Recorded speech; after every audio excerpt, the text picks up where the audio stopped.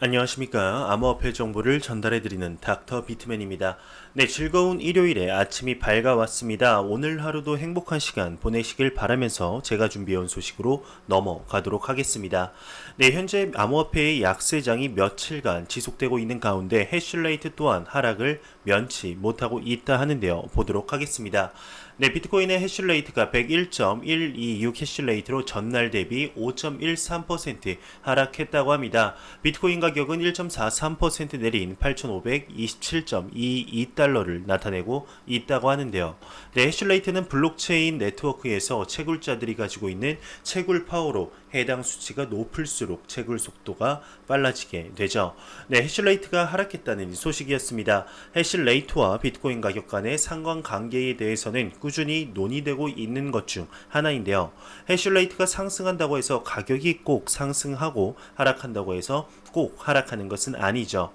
해시파워의 경우 해당 코인의 인기도나 인지도, 신뢰도를 상징하는 객관적인 지표가 될 수 있는데 해시레이트가 상승하면 대체로 가격도 상승하지만 지금 같은 하락장에서는 꼭 가격이 따라 올라가지만은 않습니다. 네, 이에 대해서 꾸준히 이야기가 나오는 부분인데요. 조금 더 지켜보도록 하겠습니다.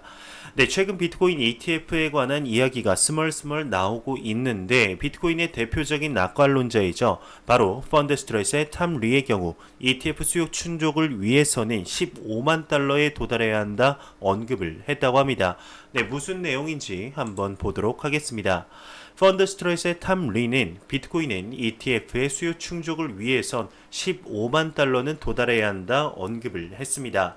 네, 펀드스트레스 글로벌 어드바이저스의 탐 리에 따르게 되면 2천억 달러 규모의 암호화폐 시장은 비트코인 ETF가 작동하기에는 너무 작다 언급을 했습니다.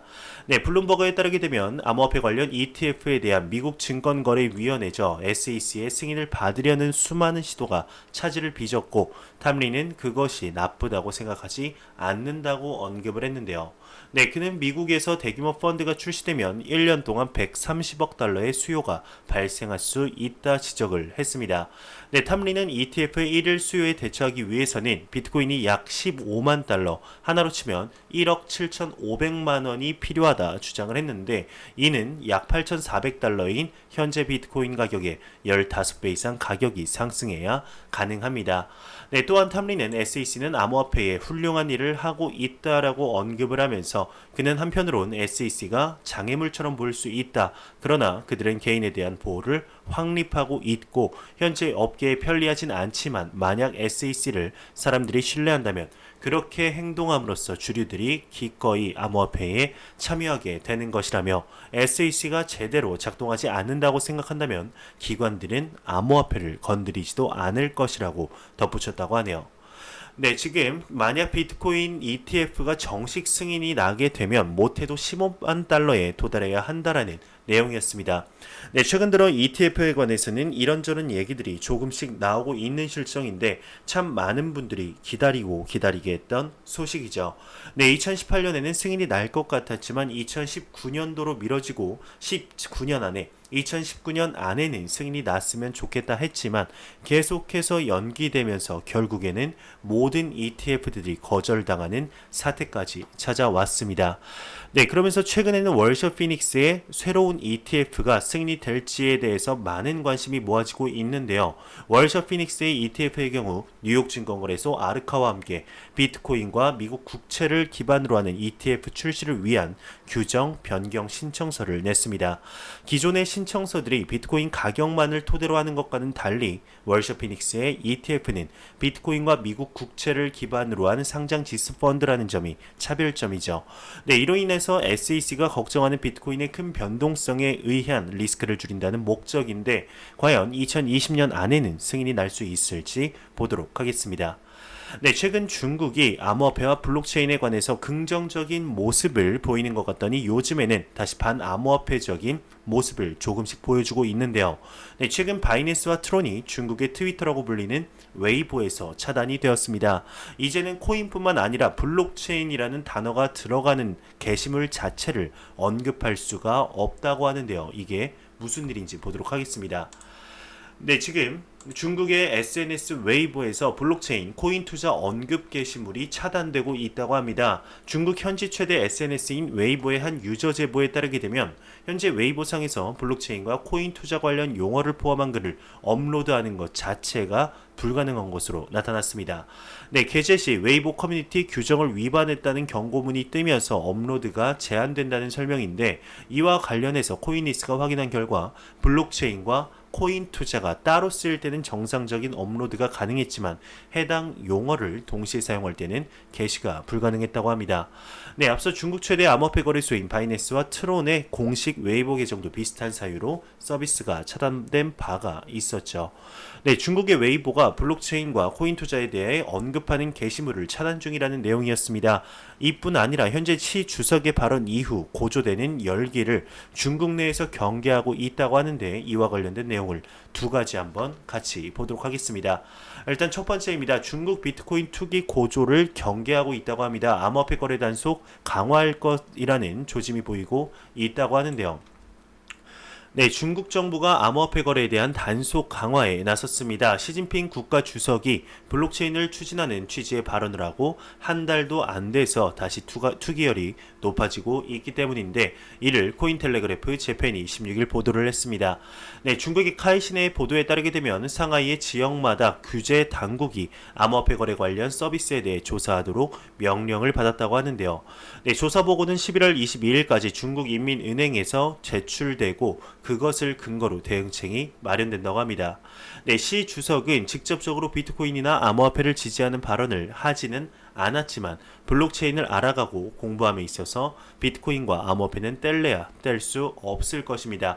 시진핑 주석 발언 이후 다시 암호화폐 투기가 등장했다고 카이시는 보도를 했는데, 이와 연결되는 내용 한 가지 더 보도록 하겠습니다. 네, 두 번째는 중국 국가정보센터의 관계자가 중국 내 코인 발행 거래를 여전히 금지한다는 내용입니다. 네, 중국 인민은행 상하이지사 핀테크 관리부서가 최근 가상화폐 관련 불법 거래 및 시스템 제공 업체에 대한 대대적 단속을 예고한 것에 대해 주유핑 국가정보, 중국 국가정보센터, 중국경제정보막 부주임이 SNS를 통해 다음과 같이 평했습니다. 총 세 가지인데요. 첫 번째로는 시진핑 총서기의 발언과 엄격한 규제를 종합 판단해야만 정책 의도를 정확히 파악할 수 있다. 네, 두 번째로는 중국 투자자를 대상으로 코인을 발행하거나 중국 내에서 암호화폐 거래소를 운영하는 것은 여전히 금지가 되어 있다. 세 번째로는 토큰 이코노미, 커뮤니티 이코노미는 블록체인 비즈니스의 핵심이나 이는 이론에 불과하다. 현실에서 블록체인 프로젝트는 반드시 규제 제한을 준수해야 하며 그렇지 않을 경우 벌어들인 모든 수익은 큰 죄목이 된다. 이러면서 내용이 마무리되고 있습니다.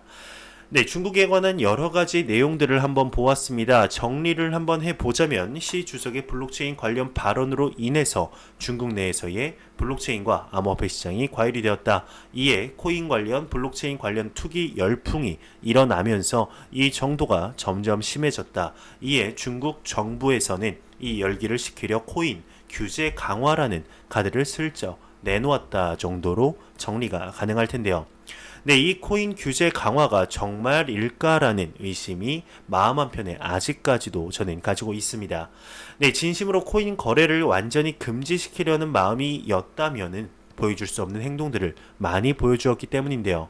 네, 과연 중국 내에서의 암호화폐 시장 그리고 코인들은 어떻게 될지 지켜봐야 될 것 같습니다. 현재 고조되는 미국과 중국 간의 갈등 속에서 중국이 미국의 패권을 피해갈 수 있는, 아니면 오히려 승기를 잡을 수 있는 찬스가 눈앞에 있는데 과연 순순히 포기를 하게 될까요? 앞으로도 정보 나오는 대로 여러분들께 전달해 드리도록 하겠습니다. 네, 이어서 이제 미국에 관한 소식인데요. 최근 미 국세청의 세금에 관한 지침으로 인해 많은 이야기들이 나오고 있습니다. 한 암호화폐 업계 관계자는 미 국세청이 모든 암호화폐를 투기적 재산으로만 본다며 비판에 나섰습니다. 한번 보도록 하겠습니다. 네, 미 국세청은 암호화폐의 투자적 성격을 강조한다. 상인들에게는 부적절하다. 암호화폐 미디어 AMB 크립토에 따르게 되면 암호화폐 세금 신고 플랫폼 크립토 트레이더 텍스 공동 설립자 겸 CEO 데이비드 캐머러가 미국 국세청이죠 IRS가 모든 암호화폐를 재산으로 취급하고 있다며 이러한 암호화폐의 투자적 포지션은 미국 상인들에게는 적합하지 않다 언급을 했습니다. 네, 그는 암호화폐의 이동 가능한 성질 때문에 세금 관련 복잡성이 가중됐다고 하는데, 가령 비트코인은 사람들이 주로 투자 목적으로 사용하기 때문에 재산으로 취급될 수 있는 반면, 스테이블 코인은 교환 매개체로 기능하도록 설계가 되어 있다며, 암호화폐는 디지털 머니, 투자 수단, 유틸리티 토큰 등 매우 많은 특성을 지니고 사용 사례도 많다 설명을 했습니다. 네, 이어 그는 첫 자본소득 $1,500 이하는 면세해주는 등 미국 국세청이 최저 면세 구간을 설정해야 한다고 강조를 하며 기사가 마무리되고 있는데요. 네, 미 국세청의 방안이 모든 코인들에게 적합하지 못하다는 내용이었죠.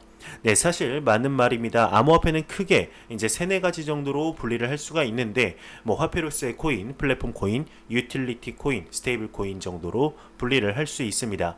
네, 화폐로서의 코인은 이제 여러분들도 아실 거라 생각을 합니다. 플랫폼 코인의 경우 다양한 서비스와 토큰에서 사용하는 공통된 기능을 모아서 제공하는 플랫폼에 사용되는 암호화폐이고, 유틸리티란 독립적인 블록체인이 존재하지 않고 특정 플랫폼 블록체인 상의 스마트 컨트랙트로 생성 및 관리되는 암호화폐를 의미합니다. 그리고 1대1로 가치가 저장되는 스테이블 코인도 있죠. 네, 이런 종류의 코인을 모두 같은 테두리 안에서 본다는 것은 조금 이상한 것도 사실인데요. 네, 현재 초기 시장이니만큼의 이에 관해서 미 국세청도 분명히 인지를 하고 있을 겁니다. 시간이 흐를수록 단점들을 보완해서 조금 더 나은 규제안이 되었으면 좋겠습니다. 네, 그러면 코인 마켓캡에서 가격 보고 다음 내용으로 넘어가도록 하겠습니다. 한번 메이저 탑10 코인들 전반적으로 살펴보겠습니다. 지금 대부분 하락을 면치 못하는 상황인데요. 네, 비트코인 같은 경우는 1% 정도 하락하며 990만 원대, 이더리움이 0.17% 하락하며 21만 2천 원대, 리플 XRP가 마이너스 1% 하락하면서 306원대를 보여주고 있습니다. 네, 비트코인 더미넌스 같은 경우는 전날 대비 아주 소폭 오른 66%로 아직까지도 매우 강력한 암호화폐의 비트코인 시가총액 점유율을 볼 수가 있네요. 네, 다시 내용으로 돌아가겠습니다. 최근 들어서 중국의 CBDC 개발의 가속화 소식과 더불어서 전 세계적으로 CBDC 연구에 몰입하고 있다 해도 과언이 아닌데요. 네, 이에 관해 별 반응을 보이지 않는 국가가 있습니다. 한번 보도록 하겠습니다. 네, 캐나다의 이제 현지 유력 미디어 밴쿠버 선에 따르게 되면 티모시 레인 캐나다 중앙은행 부총재가 아직까지는 중앙은행이 디지털 화폐를 발행해야 한다는 필요성을 못 느낀다 언급을 했습니다. 네, 이와 관련하여 그는 다만 전 세계 금융 시스템이 변하고 있고 새로운 추세 변화에 보폭을 맞출 필요가 있다며, 캐나다 중앙은행은 언제든 필요시 해당 이슈에 대응할 수 있도록 장기 측면에서 미리 준비할 것이라고 언급했다고 합니다. 네, 현재 디지털 화폐 발행을 할 이유가 없다는 캐나다 측의 언급이었습니다. 네, 그래도 전 세계 금융 시스템이 변화하고 있다는 것은 인지를 하고 있는데요. 캐나다의 경우 왕립은행이 암호화폐 보관 가능한 계좌 개설을 지원하는 방안을 검토하고 있다는 내용도 나왔습니다. 그만큼 암호화폐 시장에 관심이 있다는 내용인데요. 지금 당장은 디지털 화폐가 필요 없을지 몰라도 이러한 관심도이면 어느 정도 준비는 하고 있지 않을까 생각이 듭니다. 네, 이러한 디지털 화폐의 규제 및 개발을 가속화하게 만든 장본인이 있죠. 맞습니다. 바로 페이스북의 리브라 프로젝트인데요. 이 리브라 측에서 최신 성과를 공개했습니다. 한번 보도록 하겠습니다. 네, 리브라가 최신 성과를 공개했습니다. 페이스북 암호화폐 프로젝트 리브라가 공식 사이트를 통해서 지난 6월 18일 프로젝트 발행 계획을 공개한 이후 테스트넷 배치 노드가 7개, 진행 중 노드가 6개, 기술팀을 보이지 않은 진행 중 노드가 8개로 늘었다 밝혔습니다. 네, 또한 9월 17일 테스트넷 초기화 이후 트랜잭션 수는 5만 1000건으로 테스트넷 출시 이후 30여 개의 프로젝트가 서비스를 이용했다고 하는데요. 네, 세부적으로 보게 되면은 월렛 10개, 블록체인 익스플로러 11개, IDE 2개, API 1개, 클라이언트 11개라고 합니다. 네, 리브라는 100개 메인넷 노드 배치를 계획하고 있다며 내용이 마무리되고 있습니다. 네, 리브라 측에서 최신 성과를 공개했는데요. 이러한 소식에도 불구하고 전 세계의 리브라에 대한 기조는 도저히 나아질 생각을 하지 않고 있죠. 참 안타까운 일인데요. 네, 과연 앞으로 어떻게 진행이 될지 귀추가 주목이 됩니다. 전 세계의 문매를 맡고 있는 리브라, 그 와중에서도 본인들의 할 일을 묵묵히 하며 앞으로 한 걸음씩 힘겹게 내딛고 있는 리브라, 과연 내년 본인들이 생각했던 시기에 정상적으로 출시가 가능하게 될지 보도록 하겠습니다. 네, 리브라와 더불어서 리플에 관한 소식이 오늘 또한 찾아 나왔는데요. 네, 트위터의 한 회원이 우버와 에어비앤비, 구글 그리고 아마존이 이미 리플사의 고객일 가능성에 대해서 언급을 했습니다. 한번 보도록 하겠습니다. 네, 지금 쓸데없는 이야기들이 밑에 좀 있어서 간단하게 정리해서 한번 보도록 하겠습니다. 지금 간단하게 말씀드리게 되면 트위터의 한 회원이 미켄 인스티튜드 글로벌 컨퍼런스에서 리플의 애쉬 시빌라의 연설 중 흥미로운 비디오 클립 2개를 게시했다고 했습니다. 여기에 나오는 애쉬 시빌라의 경우는 리플의 수석 부사장입니다. 네, 첫 번째가 애쉬 시빌라의 영상 클립인데 리플이 우버와 에어비앤비, 구글을 방문했고 다른 기술 회사의 방문도 했다고 합니다. 네, 그러면서 리플이 아마존, 우버, 에어비앤비를 모두 언급한 것은 이번이 처음이 아니라고 하는데요. 네, 리플렛의 고객의 50%가 여전히 공개적으로 발표되지 않았던 것을 고려할 때 이름이 발표되지 않은 리플의 고객 중 일부일 수 있다는 말이 꼬이네요. 다시 들어가겠습니다. 네, 발표되지 않은 리플의 고객 중 일부일 수 있다는 언급을 한 것이죠. 네, 두 번째 영상 클립의 경우는 기타에 관한 내용이니 넘어가도록 하겠습니다. 네, 아마존과 우버, 에어비앤비, 구글이 이미 리플의 고객일 수도 있다 이런 내용이었습니다. 서울 XRP 서밋 때도 이 세 개의 기업이 이렇게 나오고 2년 뒤 애쉬 빌라의 언급에 동일한 기업 3개가 나온다는 것이 과연 우연이라고만 볼 수 있을지 의문입니다. 네, 이처럼 많은 내용이 나오고 있는 XRP를 볼 수가 있는데요. 앞으로는 어떠한 소식들이 나오게 될지 보도록 하겠습니다. 네, 바이낸스가 터키 화폐 리라로 비트코인과 리플, 이더리움 거래를 지원한다고 합니다. 네, 바이낸스는 현지 디지털 지갑 파트너인 파파라를 통해서 터키 리라와 비트코인 등 암호화를 구매할 수 있도록 지원했다 보도를 했습니다. 네, 거래소는 장펑자오 CEO의 터키 방문을 일주일 앞둔 11월 15일 홈페이지를 통해 이 같은 추가 사항을 공개했는데요. 네, 웹사이트에 따르게 되면 터키 사용자들은 이제 파파라 디지털 지갑을 통해 비트코인, 이더리움, 리플로 리라를 교환할 수 있게 되었다고 합니다. 네, 공식 웹사이트에 따르게 되면 터키 리라에 대한 지원은 암호화폐를 사는 것만으로 제한이 되며 파파라와의 암호화폐 판매에 대한 지원이 언제 추가될지에 대한 공식적인 언급은 없다고 하네요. 네, 메가피 덱스 거래소에서 트론을 신규 상장한다고 합니다. 세계적인 보안 소프트웨어 개발자이자 비트코인 강세론자죠. 존 메가피의 분산형 거래소 메가피 덱스는 16일 트윗을 통해 트론이 상장되었다 알렸습니다. 네, 본래 초기 계획에는 11월 8일 트론이 상장될 예정이었지만 일주일 연기가 되었다고 하는데 이에 대해 메가피는 다음과 같이 농담을 던졌다고 합니다.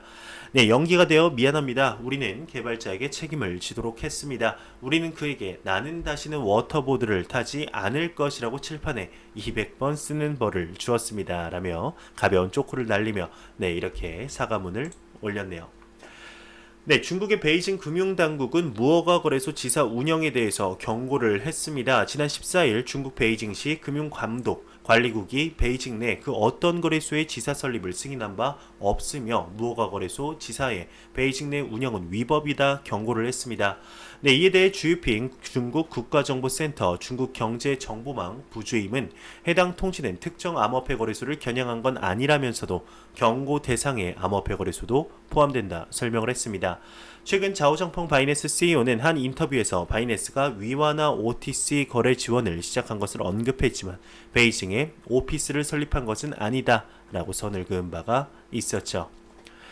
네, 후오비 글로벌이 비트코인 캐시 입출금을 재개한다고 합니다. 중국계 암호화폐 거래소죠. 후오비 글로벌이 비트코인 캐시 하드포크 완료로 비트코인 입출금과 비트코인 발음이 계속 꼬이네요. 네, 비트코인 캐시 입출금과 레버리지 거래 지원을 시작했다. 방금 전 공지를 했습니다. 네, 그러면서 코인베이스는 12월 2일 다중 담보다이 업그레이드를 지원한다고 하는데요. 네, 미국계 암호화폐 거래소 코인베이스 프로가 다이 홀더를 대상으로 12월 2일 단일 담보 다이에서 다중 담보 다이 자동 업그레이드를 지원한다 트위터를 통해서 공지했습니다. 네, 에이베이 재단은 암호화폐 신용카드 결제 솔루션을 발표를 했는데, 네, 암호화폐 미디어 코인텔레그래프에 따르게 되면 에이베이 재단 공동 설립자 치프리안 푼질라가 블록쇼 아시아 2019에서 암호화폐 신용카드 결제 시스템 에이페이를 발표했습니다. 네, 에이페이 사용자가 자신의 암호화폐를 플랫폼에 이체하게 되면 유니온페이와 마스터카드, 비자 카드를 결제할 때 암호화폐가 법정화폐로 자동 전환돼 결제가 이루어진다고 하는데요. 네, 푼질라는 에이페이가 플랫폼 자체 코인을 포함해 비트코인, 비트코인 캐시, 이더리움, 라이트코인, 대시, 이오스, XRP, GKC를 지원한다 밝혔습니다. 네, 미 국세청이 암호화폐 키오스크 ATM 조사를 시사했습니다. 온라인 매체 블룸버그로에 따르게 되면은 미국 국세청 고위 관계자가 15일 암호화폐 키오스크 비트코인 ATM으로 인해 발생할 수 있는 세금 이슈에 주목하고 있다 언급을 했습니다. 네, IRS 범죄수사팀장 존 포드는 암호화폐 키오스크 비트코인 ATM을 악용한 불법행위 단속을 위해 수사 당국과 협력 중이라며 키오스크 이용자의 자금 출처가 어디인지, 키오스크 운영업체는 누구인지 파악할 필요가 있다 밝혔습니다. 네, 미국 내 여러 주요 도시에 설치된 암호화폐 키오스크 ATM은 자금 세탁에 이용될 수 있다는 비판에 직면해 있는데요. 한편 IRS는 미국 및 해외 암호화폐 거래소에도 주목을 하고 있다고 언급을 했네요. 네, 안 보고 가면 섭섭하겠죠. 크립토 공포 탐욕 지수입니다. 전날보다 3포인트 오른 41을 기록을 했는데 아직까지도 공포 단계가 지속되고 있습니다. 이 지수는 0이면 공포, 100이면 낙관이라고 보시면 되는데 41 정도면 암호화폐 시장에 내 돈 넣기 너무나 무섭다, 힘들다 정도로 보시면 될 것 같네요. 네, 그러면 마무리하도록 하겠습니다. 마무리로 코인마켓캡에서 리플 XRP 가격 한번 보고 마무리하도록 하겠습니다. 네, 리플 XRP 기준 306.09원인데요. F5번 한번 눌러보도록 하겠습니다. 과연 어떻게 될지 똑같이 306원입니다. 하지만 지금 전체적으로 소폭 다시 상승세로 바뀌고 있는데 이러한 소폭 상승이 정말 대상승장으로 가는 발판이 되기를 진심으로 바라보겠습니다. 네, 제가 준비해온 소식은 여기까지입니다. 영상이 도움이 되셨다면 구독과 좋아요 그리고 광고 한 편만 처음부터 끝까지 시청해 주시기 바랍니다. 이 채널은 오직 광고 수익으로 운영이 되게 됩니다. 항상 영상 시청해 주시는 시청자분들, 구독자분들 너무나 감사합니다. 저는 다음 영상으로 찾아뵙도록 하겠습니다. 지금까지 닥터 비트맨이었습니다. 감사합니다.